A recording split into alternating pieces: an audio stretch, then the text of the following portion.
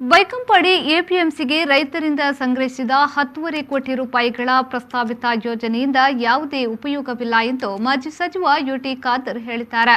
ಅವರು ಮಂಗಳೂರಿನಲ್ಲಿ ಸುದ್ದಿಗೋಷ್ಠಿ ನಡೆಸಿ ಮಾತನಾಡಿ, ಮಂಗಳೂರಿನ ಬೈಕಂಪಾಡಿಯಲ್ಲಿ ಎಪಿಎಂಸಿಯ ಮೂಲಕ ರೈತರಿಂದ ತೆರಿಗೆಯ ಮೂಲಕ ಸಂಗ್ರಹಿಸಿದ ಸುಮಾರು 10.5 ಕೋಟಿ ರೂಪಾಯಿಗಳ ಯೋಜನೆಯ ಮೂಲಕ ಹಣ್ಣು ಹಂಪಲು ಮಾರುಕಟ್ಟೆ ನಿರ್ಮಿಸಲು ಹೊರಟಿರುವುದು ಒಂದು ವ್ಯರ್ಥ ಯೋಜನೆ.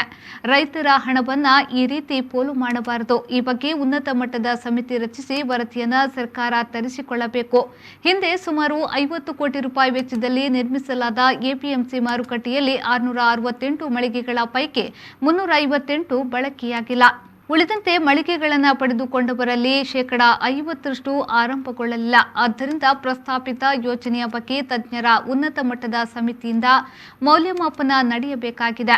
ಅಲ್ಲಿನ ಎಪಿಎಂಸಿಗೆ ರೈತರು ವರ್ತಕರು ಏಕೆ ಬರುತ್ತಿಲ್ಲ, ಯಾವ ಸಮಸ್ಯೆ ಇದೆ ಎಂದು ತಿಳಿದುಕೊಂಡು ಅದಕ್ಕೆ ಪರಿಹಾರ ಕಂಡುಕೊಳ್ಳಲು ಸರ್ಕಾರ ಕ್ರಮ ಕೈಗೊಳ್ಳಬೇಕು ಎಂದು ಯುಟಿ ಖಾದರ್ ತಿಳಿಸಿದ್ದಾರೆ. ಇದೀಗ ಸುಮಾರು 10.5 ಕೋಟಿ ರೂಪಾಯಿ ಯೋಜನೆ ಅಡಿಯಲ್ಲಿ ಹಣ್ಣು ಹಂಪಲ ಮಾರ್ಕೆಟ್ ಅನ್ನು ಕಟ್ಟಲಿಕ್ಕೆ ರೆಡಿಯಾಗಿದ್ದಾರೆ. ಇದು ಅವೈಜ್ಞಾನಿಕ ಮತ್ತು ನಿಷ್ಪ್ರಯೋಜನವಾದಂಥ ಒಂದು ಪ್ಲಾನ್.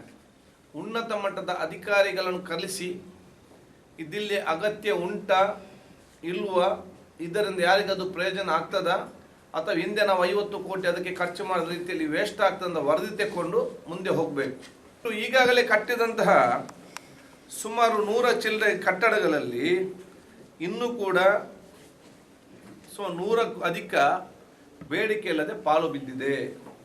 ರೈತರ ದುಡ್ಡನ್ನು ನೀವು ಸುಮ್ಮನೆ ನೀರಲ್ಲಿ ಹೋಮ ಹಾಕುವಂಥ ಪರಿಸ್ಥಿತಿ. ನೀವು ರೈತರ ದುಡ್ಡಿನಲ್ಲಿ ನೀವು ಇವತ್ತು ಅದನ್ನು ನೀರಿಗೆ ಹಾಕ್ತಿದ್ದೀರಲ್ಲ. ರೈತರ ಸೂಸಂದ ಬೆವರು ಇವತ್ತು ಸಸ್ಯ ಕಟ್ಟಿದನ್ನು ನೀವು ನಿಮ್ಮ ಒಂದು ಹೆಸರಿಗೋಸ್ಕರ ಕಟ್ಟಿ ನಿಷ್ಪ್ರಯೋಜನ ಮಾಡಲಿಕ್ಕೆ ಜಿಲ್ಲೆಯ ಜನತೆ ಇವತ್ತು ಬಿಡಬಾರ್ದು. ಇದರ ಬಗ್ಗೆ ಮೌಲ್ಯಮಾಪನ ಮಾಡಲಿಕ್ಕೆ ರಾಜ್ಯ ಮಟ್ಟದ ಉನ್ನತ ಅಧಿಕಾರಿ ಸಮಿತಿ ರಚಿಸಬೇಕಂತೇಳಿ ನಾನು ಮುಖ್ಯಮಂತ್ರಿಗಳಿಗೆ ಮತ್ತು ಅಧಿಕಾರಿಗಳಿಗೆ ನನ್ನ ಪತ್ರವನ್ನು ಕೂಡ ನಾನು ಇವತ್ತು ಬರೀತಾ ಇದ್ದೇನೆ.